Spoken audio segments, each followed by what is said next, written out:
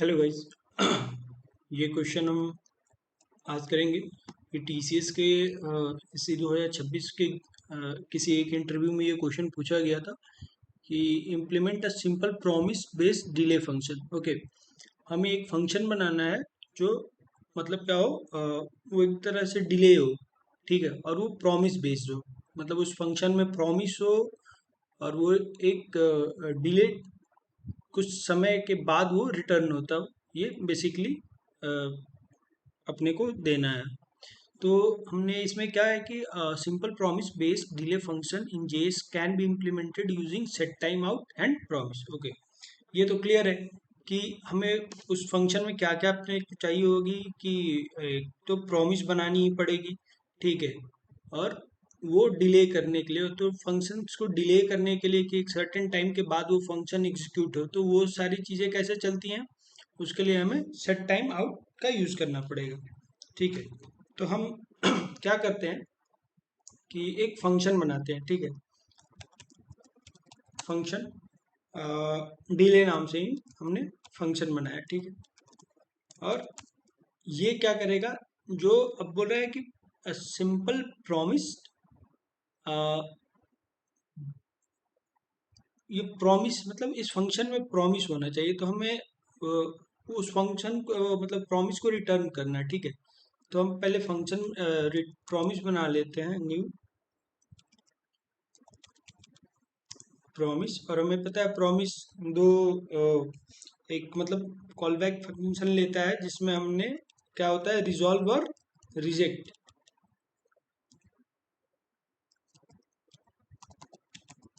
ठीक है। Call back function होता है ये,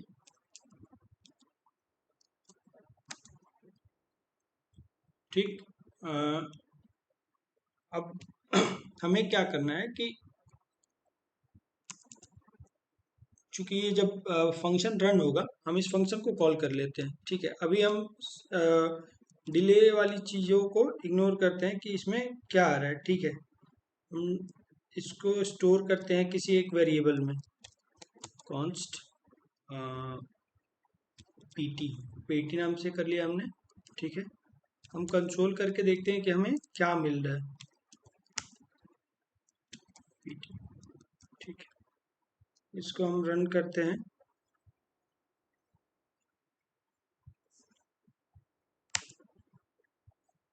हमने क्या गलती करी है, problem 1.js। Okay, I think path मेरा ओ प्रोमिसेस, सॉरी, सी डी,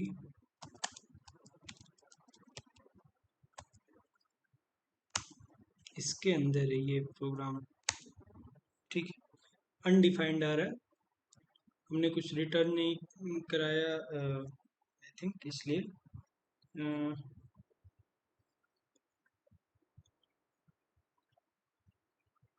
हम करते हैं इसमें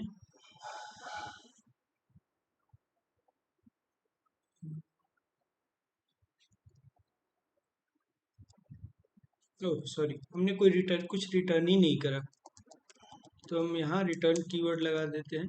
तो हमें अब ठीक है, ये हमें प्रॉमिस मिल गया कि इस डिले फंक्शन ने क्या रिटर्न करा है, प्रॉमिस रिटर्न कर दिया, ठीक है। तो अब इस प्रॉमिस को अपने को पता ही है कि जो प्रॉमिस रिटर्न करता है कुछ, तो आइदर वो रिजॉल्व होगा या तो रिजेक्ट होगा, ठीक है। और उसको हैंडल करने के लिए हमें रिजॉल्व हुआ है तो डॉट देन, अगर रिजेक्ट हुआ तो डॉट कैच से हैंडल करते हैं। तो इस फंक्शन को हम ना डॉट देन से लेट्स की वो रिजॉल्व हुआ होगा, ठीक है। हम रिजॉल्व लगा के डॉट देन लगा के उसको रिजॉल्व कर लेते हैं, ठीक है। हम्म, ठीक है।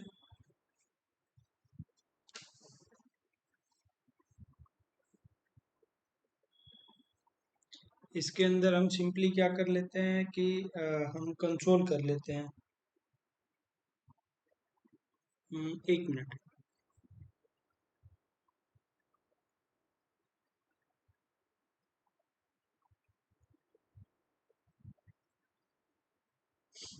ओके हम ना यहाँ से पहले रिटर्न में क्या कर रहे हैं, हम रिजॉल्व को रिटर्न कर दे रहे हैं कि हमें लेट सपोज कि वो चीज़ें रिजॉल्व हो गई हैं, ठीक है। इसके अंदर हम एक मैसेज भी डाल देते हैं, प्रॉमिस, ठीक है, प्रॉमिस रिजॉल्व। अब अपने को डॉट देन लगा के इस प्रॉम जो रिजॉल्व हो रहा है स्टेट, इसको हैंडल करना है, ठीक है। तो डॉट देन अब हम अपने को चीज़ें दिखानी है अ, कि ठीक है, ये मैसेज हमने रिजॉल्व के अंदर पास करा है ना, वो मैसेज को दिखाना है। तो डॉट देन में कॉल बैक के लेते हैं और इसके अंदर एक मैसेज नाम से ऐसे कुछ भी वेरिएबल रख पास कर लेंगे। बेसिकली ये इस रिजॉल्व के जो भी चीज़ें हैं वो इसको एक्सेप्ट करेगा इस मैसेज के अंदर, और इसको कंसोल कर लेते हैं, ठीक है।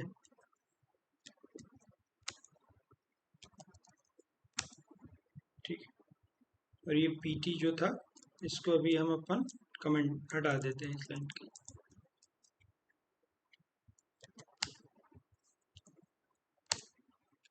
प्रॉमिस रिजॉल्व, ये हमें स्टेटस मिल गया, ठीक है। वैसे ही अब हम चाहे तो रिजेक्ट भी ऐसे रिटर्न कर सकते थे, ठीक है। तो अपने को अभी क्या करना है, कुछ कंडीशन लगा देते हैं, ठीक है। हम ना ये चलो आपको देख लेते हैं, रिजॉल्व को कमेंट कर देते हैं कुछ देर के लिए, और अब हम भेजते हैं कि प्रॉमिस मेरा रिजेक्ट हो गया, प्रॉमिस रिजेक्ट।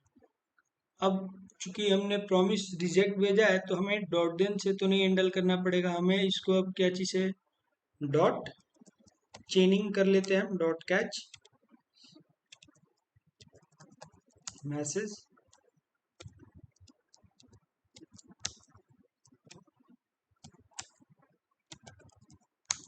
ठीक है। अब रन करते हैं प्रोग्राम को, प्रॉमिस रिजेक्ट, ठीक है। अगर प्रॉमिस रिजॉल्व होता है तो ये डॉट देन वाला ये इतना ब्लॉक चल जाता है, डॉट देन वाला। अगर प्रॉमिस रिजेक्ट हो गया है तो ये डॉट कैच वाला ब्लॉक चल जाता है, ठीक है। और चूंकि इस डिले फंक्शन के अंदर हमने हमने को अपने को क्या मिल रही है, प्रॉमिस मिल रही है, और प्रॉमिस को पे किसी तरह का एक्शन, रिजॉल्व और रिजेक्ट का एक्शन परफॉर्म कराने के लिए हमें डॉट देन ये डॉट कैच लगाना पड़ता है। तो ये दोनों हम चेनिंग जो एक कॉन्सेप्ट है उसको करके इम्प्लीमेंट करते हैं। अब चूंकि हमें जो हमारा क्वेश्चन था हम उस पे आते हैं कि हमें एक फंक्शन बनाना है कि जो ये डिले हो, कि एक सर्टेन टाइम के बाद ही ये प्रॉमिस जो अपन है वो अभी क्या हो रही है कि वो सडनली रिटर्न कर दे रहा है, ठीक है। अब हमको एक चाहिए कि एक टाइमर लगा दे कि 2 सेकंड के बाद ही ये प्रॉमिस का जो भी स्टेट हो, आइदर रिजेक्ट और रिजॉल्व, वो रिटर्न होना चाहिए, ठीक है। तो हम उसको उसके लिए क्या करते हैं कि इस प्रॉमिस के अंदर ही अब हमें यूज करना पड़ेगा सेट टाइम आउट, ठीक है। सेट टाइम आउट क्या करता है, सेट टाइम आउट दो पैरामीटर्स लेते हैं, एक कॉल बैक फंक्शन और एक टाइम। टाइम जो किस में होता है, मिली सेकेंड में होता है, ठीक है। तो इसके अंदर वो जाएगा सेट टाइम आउट के अंदर। अब अपने को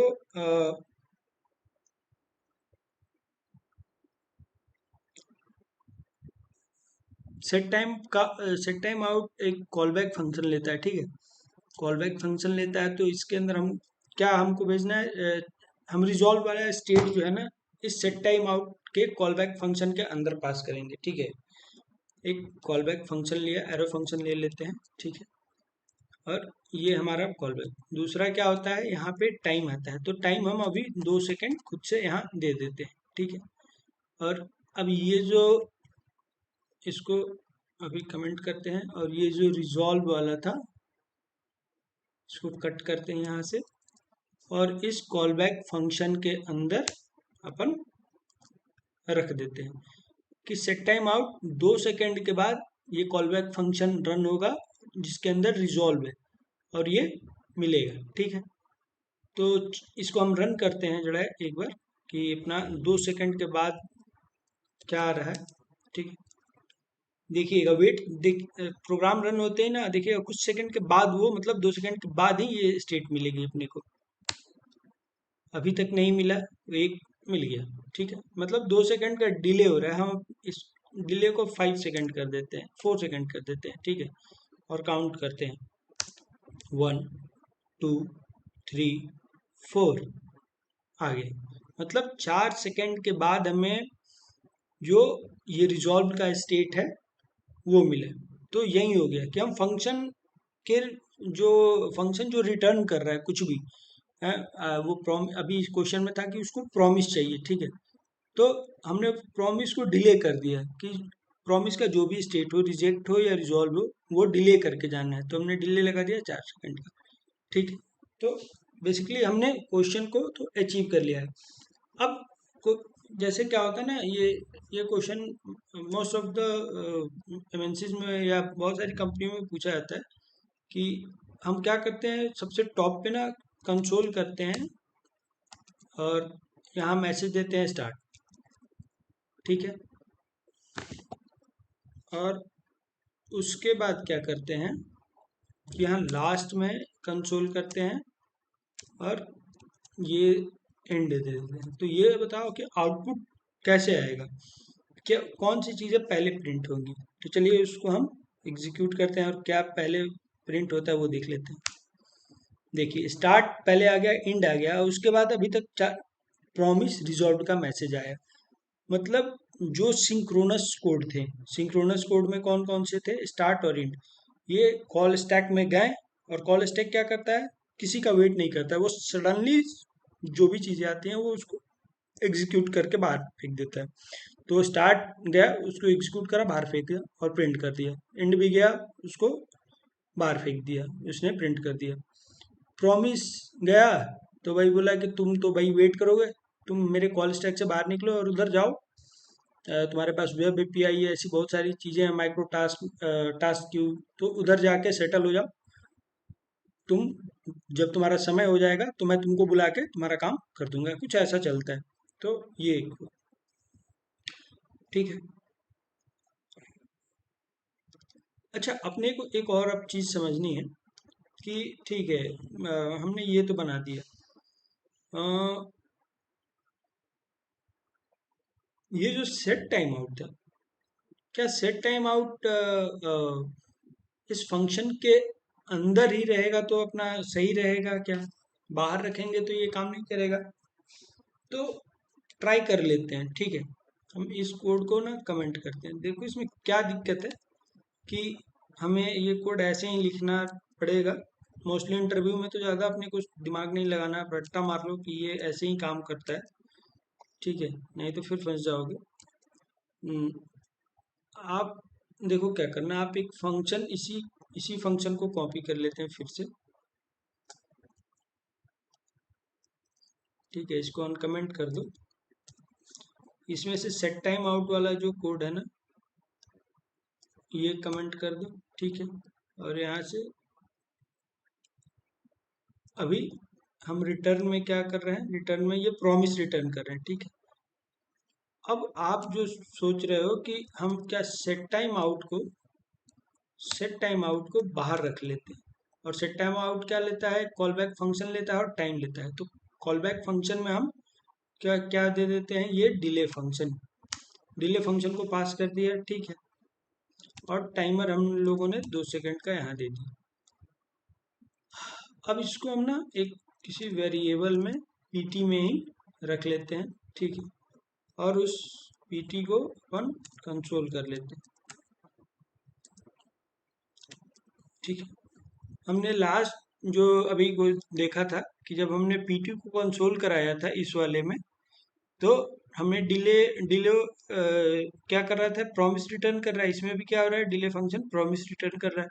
तो हमें इस पीटी के अंदर डिले प्रॉमिस मिला था। ठीक है, तो हम भी सोच रहे हैं कि चूंकि हम ये फंक्शन डिले फंक्शन इस सेट टाइम आउट में पास कर रहे हैं, और सेट डिले फंक्शन क्या प्रॉमिस रिटर्न कर रहा है, तो मे भी हमें भी इस पीटी के अंदर प्रॉमिस मिलेगा, मगर ऐसा नहीं है। ठीक है, वो आप ये सेट टाइम आउट ना, ये डिले फंक्शन तो रिटर्न कर रहा है प्रॉमिस, मगर सेट टाइम आउट उसको एक्सेप्ट नहीं करता है। सेट टाइम आउट बोलता है कि भाई भाई मैं जो चीज़ें देता हूँ मेरे अंदर जो है मैं वही रिटर्न करूँगा, ना कि कोई और फंक्शन कुछ चीज़ें देगा तो मैं अपना जो रिटर्न मुझे जो करना है, मेरा जो रिजल्ट है, मैं उसको उसके साथ कॉम्प्रोमाइज़ नहीं करूँगा।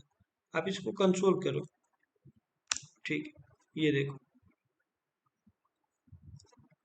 हमें क्या मिला, एक टाइम आउट का ऑब्जेक्ट मिला।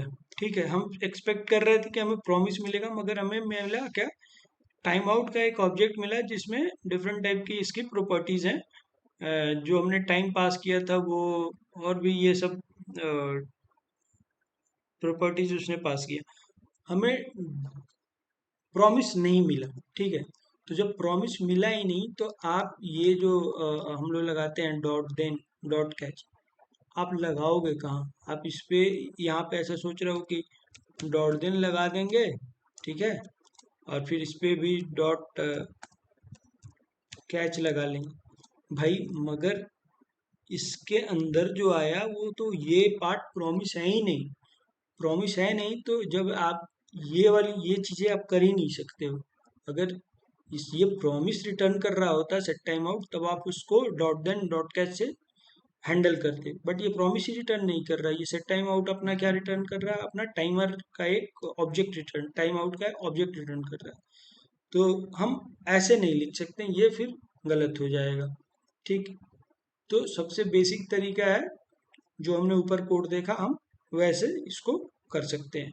ठीक, चलिए, तो हमें एक ये पता चल गया कि सेट टाइम आउट क्या करता है। सेट टाइम आउट को अगर एक बार रिवीजन कर लेते हैं कि सेट टाइम आउट एक कॉल बैक फंक्शन लेता है और दूसरे पैरामीटर में क्या लेता है, वो टाइम लेता है। टाइम कितने से लेता है, मिली सेकेंड में। ठीक है, 2 सेकेंड यानी कि 2000 लिखना पड़ेगा, 3 सेकेंड यानी कि 3000 आपको देना पड़ेगा। ठीक है, और ये कभी भी क्या रिटर्न करता है, टाइम आउट का ऑब्जेक्ट रिटर्न करता है। ठीक है, तो ऐसे करके हम सेट टाइम आउट के बारे में याद रख सकते हैं। ओके, ठीक है भाई, चलते हैं।